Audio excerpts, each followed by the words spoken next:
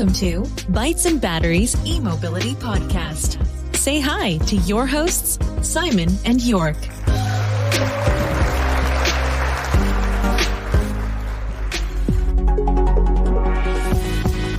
Der Bytes and Batteries Podcast wird dir präsentiert von den Klickleuten, deiner Online-Marketing-Agentur für E-Mobility. Sichere dir jetzt 20% E-Rabatt. Mehr unter klickleute.de/e-mobility.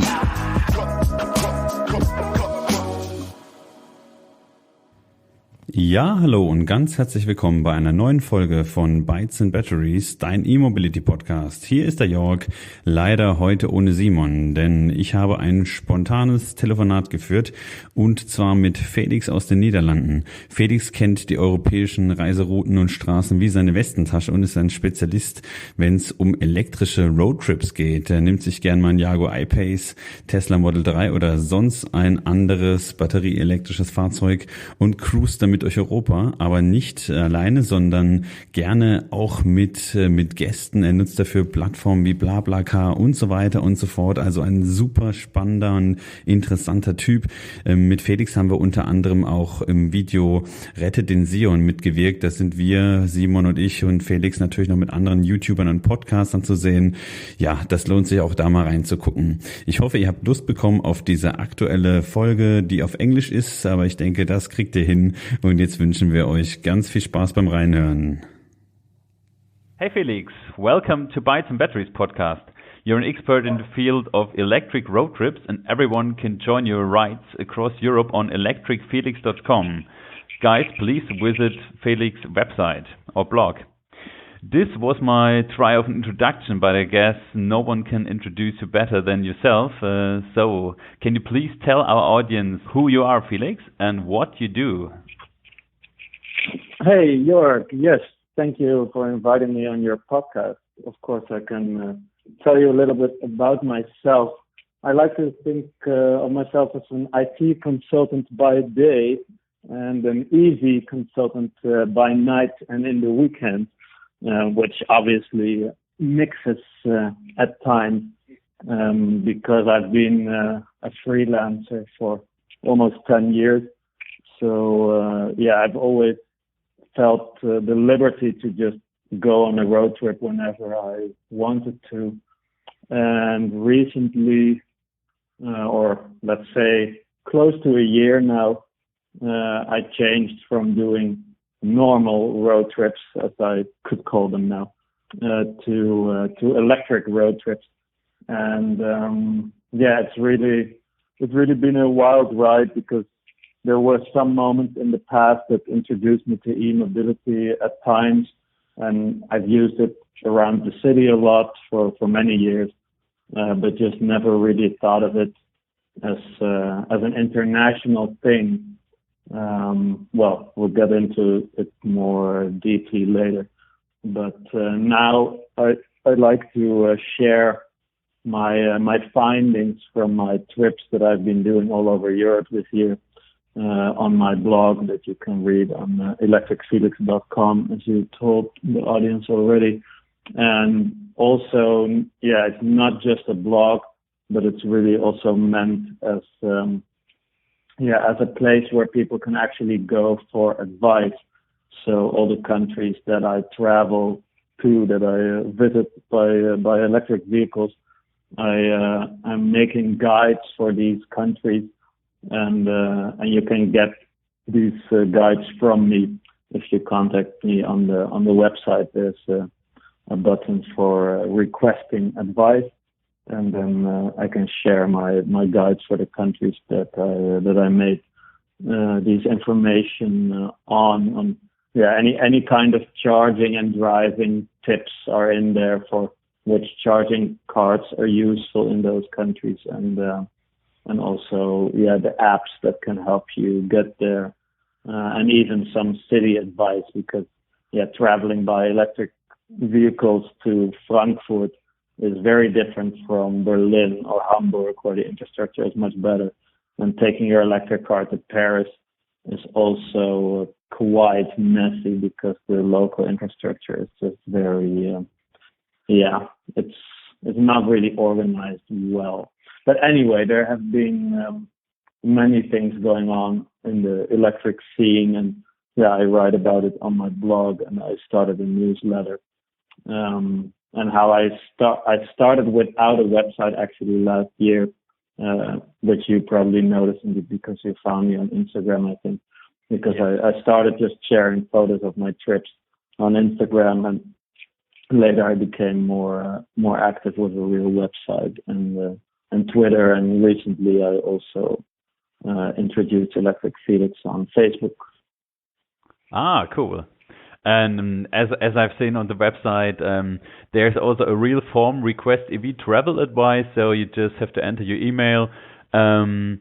You have to share your vehicle, the battery, charging information with you as a specialist. And I have to tell you about my RFIDs that I'm using, new motion, plug surfing, or whatever, and the location.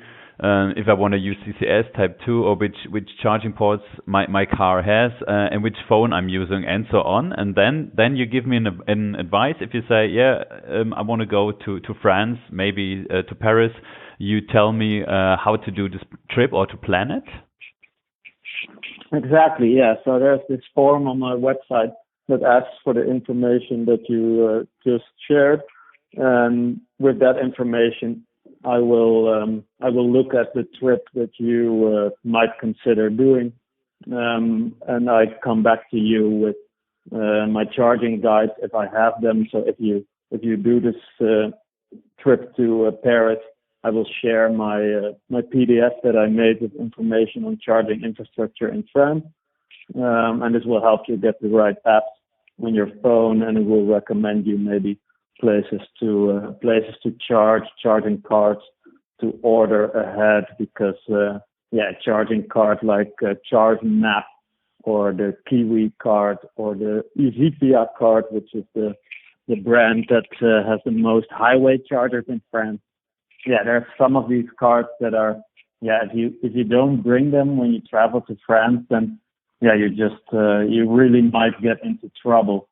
And that's I want to help people just get there in the safest and cheapest way possible, and in return, if people like my advice, they can put in a donation.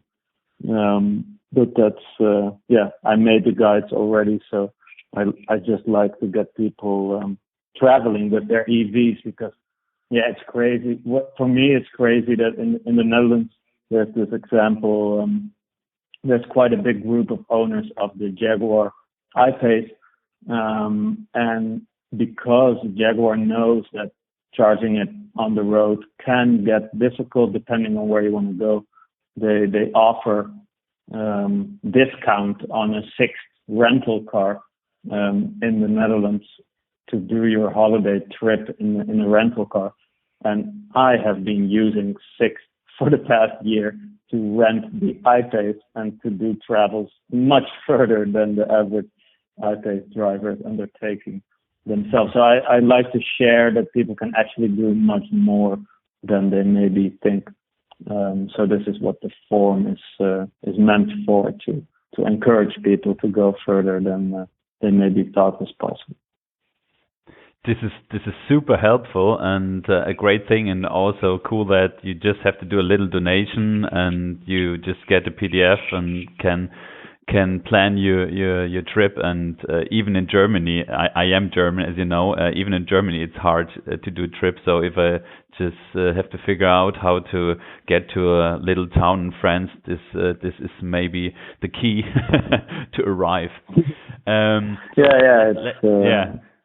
So let's talk a little bit about your clients. What kind of people book a trip with you, and why do they choose traveling with a stranger?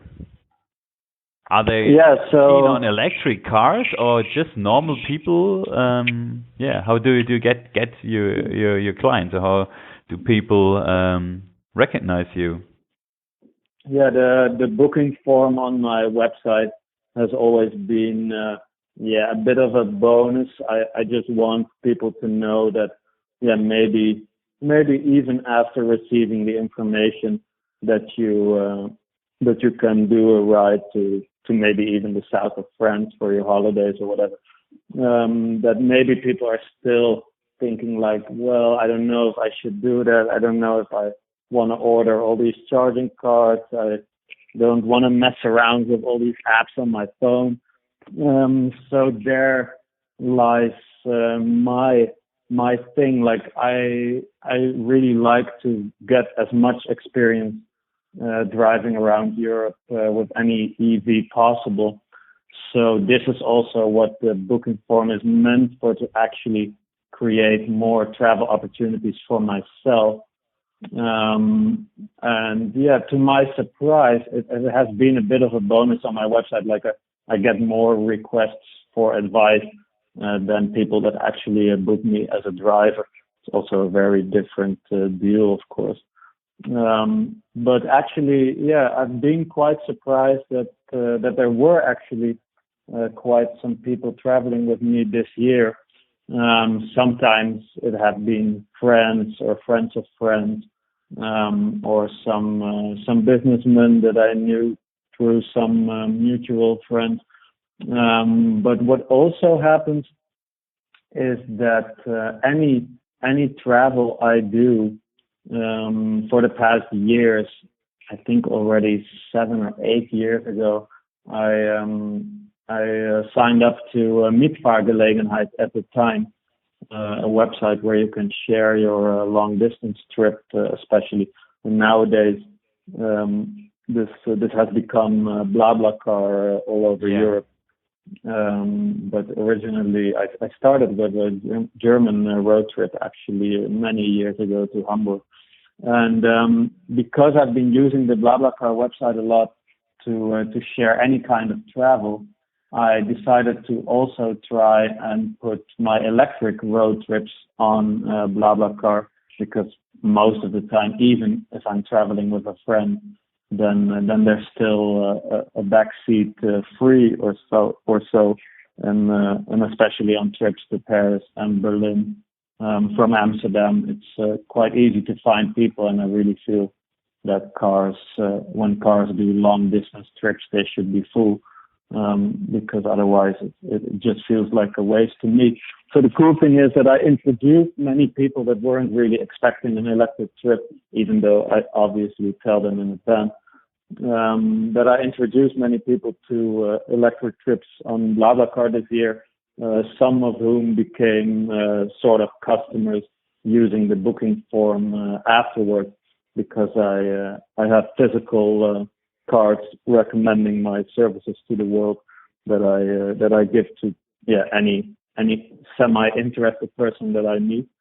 So that helps me to get people in the car, and then maybe they get a recommendation from a friend to book me. So to most of the people that I traveled with, I wasn't a complete stranger, even though most of them were also not close friends. Okay, I see. And so you're using Check Your iPace. And what was the first electric car you've driven before the iPace? Your first experience with electric cars? Yeah, the first experience, I've been thinking about it when I was setting up my website, because I wanted a sort of origin story, and then I remembered actually that the first time that I was in a full electric car was actually a smart car in Amsterdam. Back, I think 8 years ago now, there was in Amsterdam, some people organized an electric car rally, and it was like a puzzle tour all through Amsterdam and around it. And I signed up to actually participate in a contest kind of way. So I won a ticket, and they gave me the car to go smart electric car for the day. And this was almost 8 years ago now.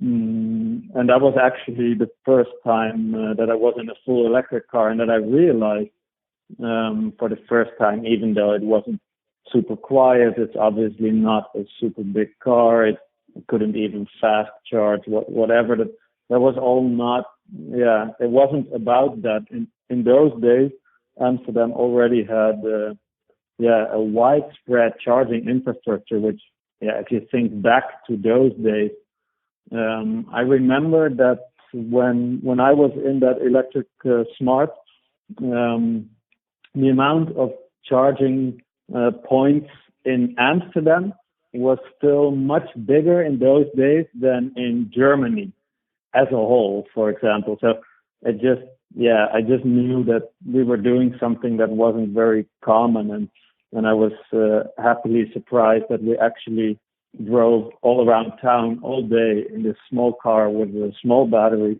and we actually easily made it. So that really opened my eyes. Like I knew that I wasn't traveling to Berlin back then, but I knew that it would grow much bigger from there. And for many years I've just used city cars. So I also remember very well. I think it was in 2015 or 16 that I went to Berlin, maybe even 14. But I went to Berlin a couple of years ago, and they started putting BMW i3s in the street that you could rent using the Drive Now application. And so that was actually the Smart and the i3 have been the first cars that I've used quite a lot around both Amsterdam and Berlin.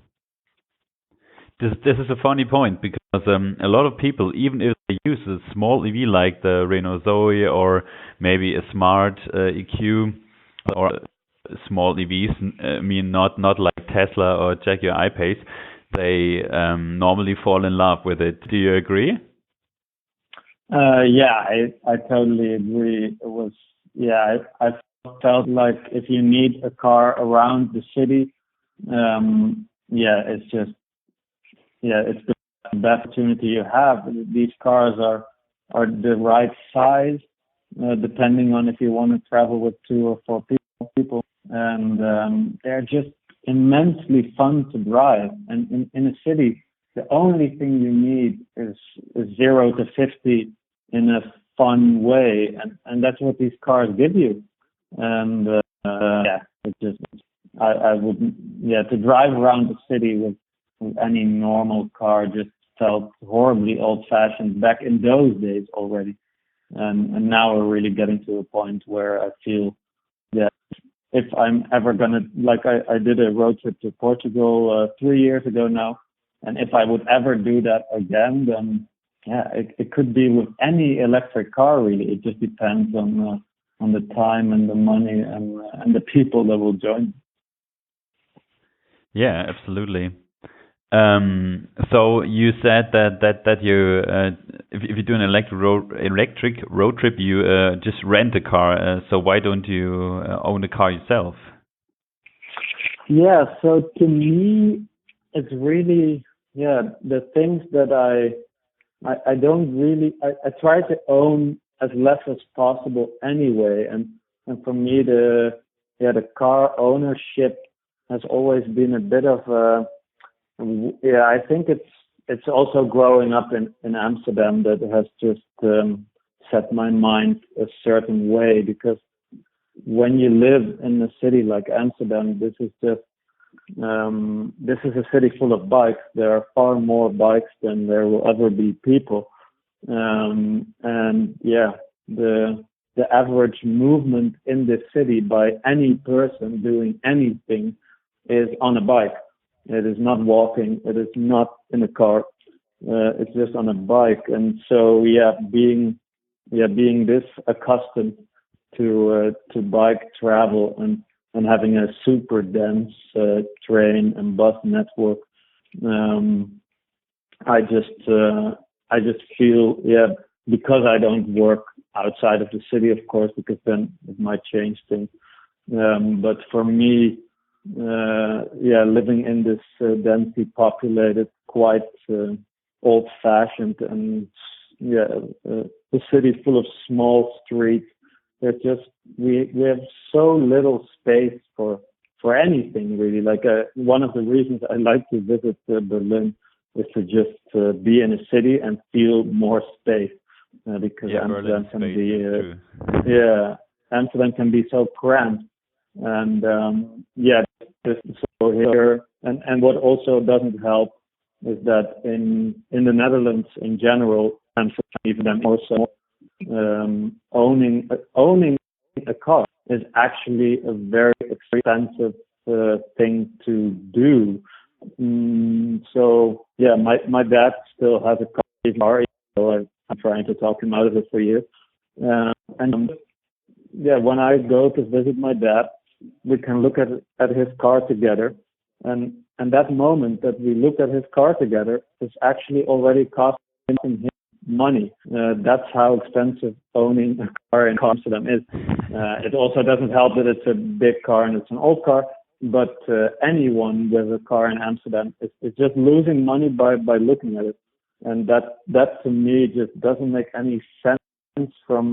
I like to do sensible investments in my life, but this sounds like a very unsensible one, because I really like to not have a car when I don't need it, because then I don't need to worry about it, because in Amsterdam it's just a worry that there's never a parking spot when you need it, and everything that you will do with the car is just expensive, and it will only help me nowadays, because I'm really finally getting a bit older. I have some friends who move out of the city, but most friends I can still visit just jumping on my bike, and in 15 minutes I'll be there. So there's just there's not enough use cases for me in my daily life to have a car for, and I love to travel by car. So as soon as anybody can talk me into a road trip, I'll find something cool to rent. And I've been enjoying so many rental cars in the past 10 years. I couldn't even count them if I wanted to. It's been just so many in different parts of the world also. And I really like to just drive something fun, drive something new. But in my daily life, to look at a car and not be using it, because on average I'm not traveling, that just feels like a waste. Okay, I think this is the future. All the cities are getting more and more crowded, and I think if you want to have mobility, you want to have it when you need it. This is what I wanted to say. If you own a car and you pay and don't use it, you don't get parking spaces because the city's full of cars. This is always a point Simon and me were discussing in the podcast, or when we talk to each other. So Simon, my podcast partner, who isn't here today because he's a meeting, I told you before. And he's doing the same. He's living in the city, using electric cars in a car sharing concept, or using a bike, or he also owns an e-bike. This is the future, I guess. But you also said traveling in a car is still fun for you. So is it the last big adventure to travel through Europe in a battery electric vehicle? Yeah, this is a good point, because right now I also feel we're in this phase of many new vehicles being announced, and you see new partnerships, and you see companies like Ionity building out this European network, and I really feel like right now it's still depending on where you go, because in France it's much more difficult than if you had to Austria, for example. Depending on where you go, it can be an actual adventure, and I found out this year myself, because I went on a crazy trip to Madrid in March to see Ajax play, and had this ridiculous victory over Madrid that I will hopefully never forget about. But that I did that in the electric Jaguar when I think at that point I would believe if I was the first Dutch Jaguar to actually cross the Spanish border, because it felt so adventurous to be there. when it was almost still winter. I mean, spring was sort of starting, but didn't really feel like that when we were on the road at night. And just, the French and then the Spanish infrastructure. I had to actually call several hotlines in Spain to actually get us to Madrid.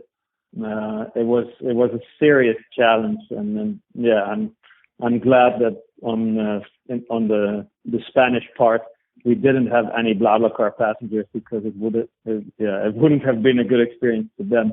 It was a serious adventure actually, but I loved it, and of course I got lucky that we actually made it to Madrid in time, and that we actually could still get our hands on some tickets for the match in time. Also, because it was also this when we left on Saturday morning in Amsterdam, visiting a friend in Paris, and then traveling to Bordeaux the day after, and then crossing into Spain. It was really all the time. I was hoping that we would actually make it to be in Madrid by Tuesday afternoon, but I was just unsure about it because we were going into a territory I didn't know, which really made it a serious adventure. And I'm obviously super happy that we actually made it. Yeah. And that's really one of the things that makes me want to go to the east of Europe also, to find out how it is over there. And actually, when I look on my favorite charging apps, I'm all the time surprised that in places where I don't expect it, from the looks on the map, it actually seems like some countries where you don't expect it have actually a very decent infrastructure there. So that makes me always curious to just go on more trips to crazier, further destinations and see what's ahead of it. This sounds like a real adventure, your trip to Madrid, and I think it's also hard to do these trips with passengers or clients, because you want to convince them or just show them that e-mobility has arrived, and that it's really fun to drive an electric car. But if people join the trip and they see all the problems especially with the charging infrastructure, sometimes it's hard to convince them. So the Jaguar I-Pace has a large battery pack. Do you agree? A bigger battery pack means easier long-distance traveling in EVs. I mean, to a certain extent, that just makes sense, because it's nice to have a little extra, so to speak. Mm-hmm. But the thing is that, in my opinion, my most recent blog post has been about this, because recently I went to Paris with a good friend of mine, Hugo, and he is one of my few friends who actually owns an electric car, because he uses it for work daily. And the thing is that taking the Hyundai Ioniq that he has to Paris is, it's a bit more cumbersome than to take the Jaguar to Paris, because technically I already made it to Paris by just charging all the way south in Belgium, and just waiting 1 hour at the Ionity station next to the border, and then driving slowly to Paris. And you can make it with just one charger, even though it takes you an hour to charge all the way to above 90%. And obviously in the Hyundai Ioniq, you cannot do it like this because the battery is so much smaller. But the thing is that this car has a much better CW value, and so efficient, isn't it? Sorry? It's a really efficient car. We're driving it on this weekend, by the way. Yeah, nice. It's actually, I've been able to try it out many times, because it was used in a car sharing program in Amsterdam for 1 year. And then they switched to Renault Zoe, actually, which, I think is too bad because I like the Ioniq more for longer distance traveling. But in the city, obviously, it's a fine car. But the thing is with the Hyundai Ioniq, because the efficiency is so high, it's funny that when you go to a country like France, suddenly, there's the crazy thing of the infrastructure gain that my blog post was about. That actually right now the infrastructure, makes a bigger difference than the car in a way. And the Hyundai Ioniq actually, can use the French infrastructure better, because the thing is in France, when you haven't got the luxury to visit an Ioniq station, because there are many places where they haven't been built yet. So, for example, on the way to Paris, the last station that you can use is in Belgium, and then you're stuck with French highway chargers. So with most vehicles, you have to charge up in France, and what happens is the French highway chargers do 40 kilowatt charging max, even though you pay for 50. Most of the time, you even only get 38, but sometimes you make it to 40 if you're lucky. But imagine taking the I-Pace or the e-tron, even crazier, the Audi e-tron. If you take that to France and you visit this highway charger that then delivers sort of 40 kilowatt charging into your battery that's twice that size, this charger will look like, it's like watching your water fill up, I don't know, this huge tank, and you're in your house just using your normal water supply, and you're just waiting for your pool to fill up, and it will take a day.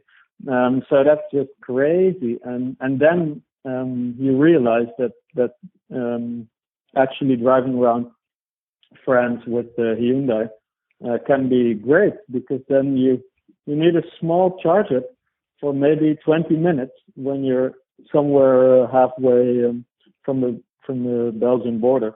And then you can make it to Paris already just by driving, not crazy fast, of course, but then you will easily make it with a small charger. And if you bring these big cars to the French highway, then it's just it's not a good match with the infrastructure right now, and there's so much work to do. And in a country like Germany, there have been many trips that I made around Germany in the past year, if only for the fun of discovering all the infrastructure being built actively. I drove to Berlin in December, twice actually, and I've been driving to Berlin ever since, once more in April or May, and once more over the summer in August.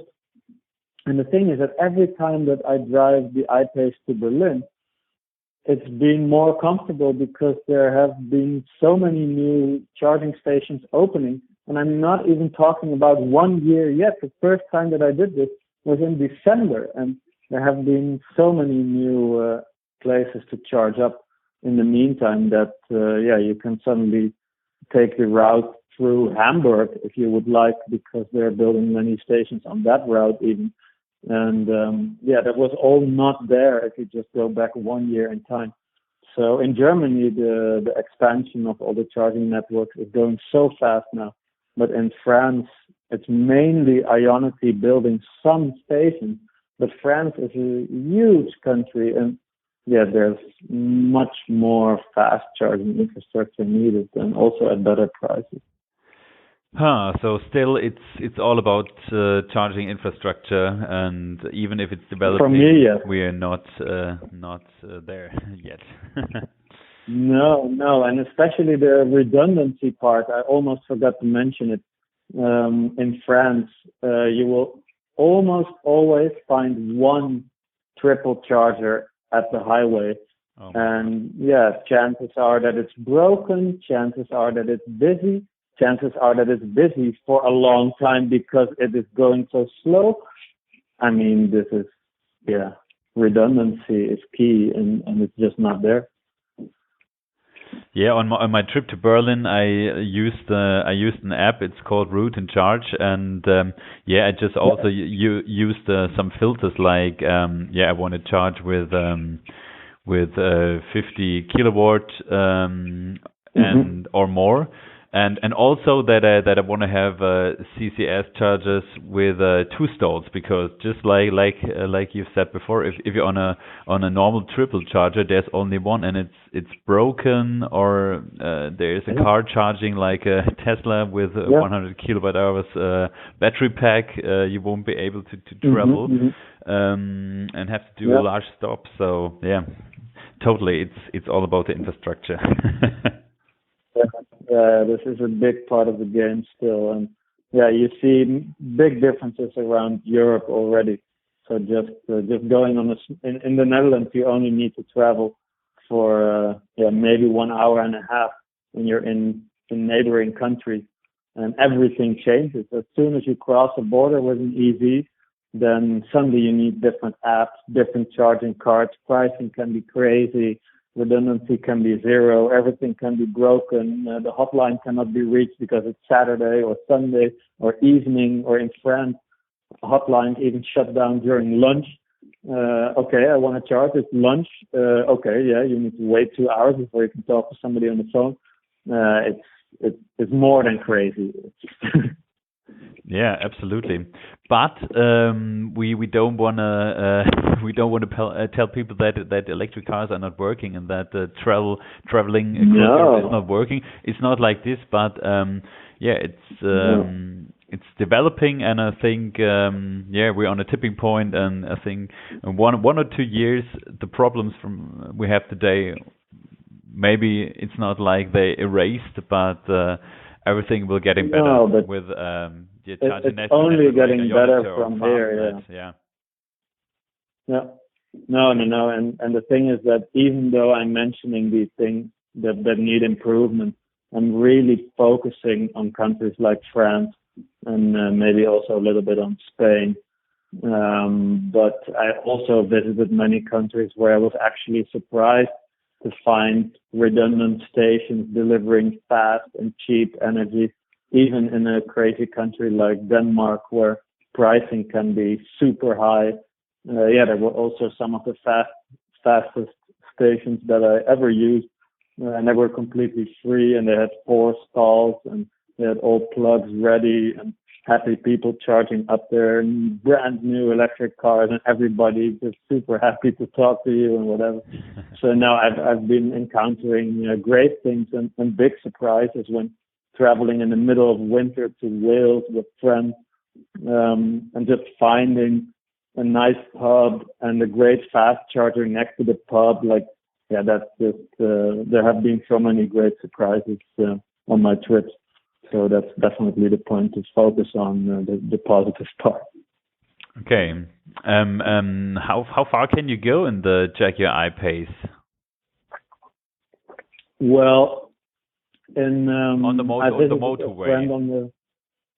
I visited a friend on the border of Switzerland, Germany and Switzerland, in Constance, and over there you can drive into Swiss and maybe make it to 400 kilometers, because in Switzerland you can mainly drive like 80 kilometers per hour.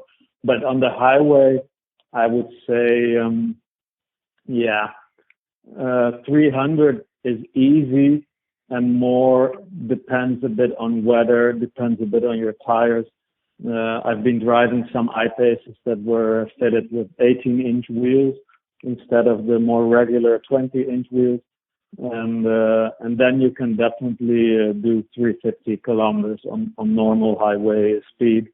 But when I say normal highway speed, I don't mean really speeding like some people love in Germany, because as soon as you take, as soon as you go above 150 kilometers per hour or something like this, then any electric car will give you much less efficiency. Well, unless maybe the Model 3. But it's dependent so much on your driving style. But on good summer days, I've definitely done 350 kilometers on the charge. I think this is awesome because with an i3s who's less efficient than the i3, I have like, let's say 200 kilometers, and this is great. Yeah. I think it's more like 180. A last thing, if someone wants to do a trip with you and book it on your website or contact you on Instagram or other channels you are using, you just said that you set up a Facebook account also. What about the pricing if I want to do a trip with you? Yeah, so the pricing is a bit of is always something that we will look into depending on the trip, because I offer any European trip you can think of. If you wanna go from Berlin to Rome, I'll make it happen, and we'll just do a sleepover somewhere, and the customer can decide if that should be a hotel or an Airbnb or whatever. I can take care of it, or they can take care of it, and I would just recommend a certain point in the route. But what I aim for is to see if there's train competition to the ride that they're thinking of, because maybe they want to do Amsterdam-Berlin, and they're looking at the train, and it has become quite expensive. So for two people, it can be quite common to try and book the train to Berlin, and it might be 300 euros. And the thing is that you can do the same with me then, because I offer a one-way ride to Berlin for 150. So the thing is that it will depend also on how many people you are with, because I normally charge for the ride and not so much for the people. So you can take two friends together with you, because then we have the car full in a way that everybody's still happy.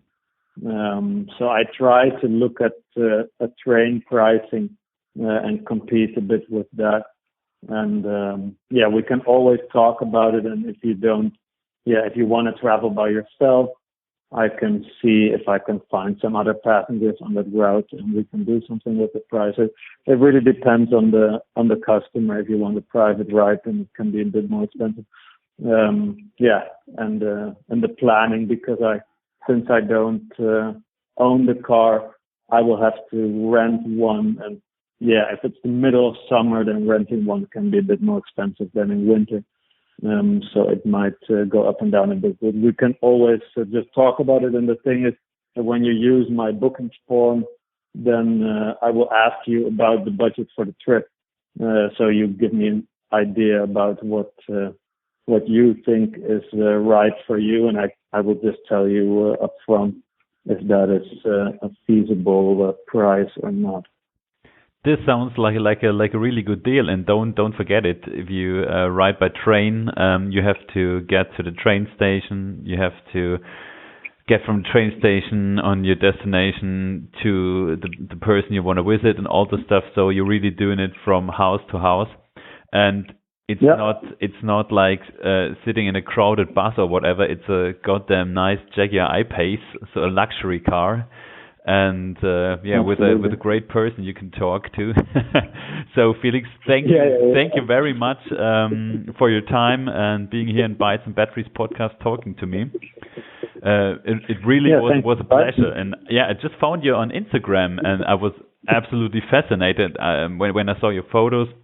And just was wondering what kind of guy this is, who's using an iPad, looking like a nice guy and not like a millionaire. So I just checked out your website, and then it came up to me like, ooh, a great concept, and absolutely fascinating. And I was really excited talking here to you. Thank you very much. Yeah, thanks. Thank you so much for inviting me. And it's funny that you mention it, because this is exactly how I feel about sharing. That actually by sharing anything in general, everybody can get a better deal. Because this is the thing. Like I'm not gonna purchase an iPace, but we can actually use an iPace to travel together to a nice destination, and everybody can get the best deal at the same time, I think. So that's really one of the keys in sharing for me, that everybody wins. Cool. So go on electricfelix.com, book your electric ride across Europe, and have fun talking to Felix. Thank you very much. Yes, thank you. And I wish you a great day.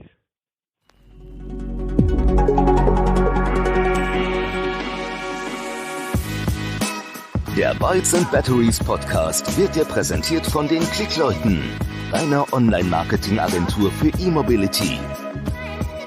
Sichere dir jetzt 20% E-Rabatt. Mehr unter klickleute.de/e-mobility.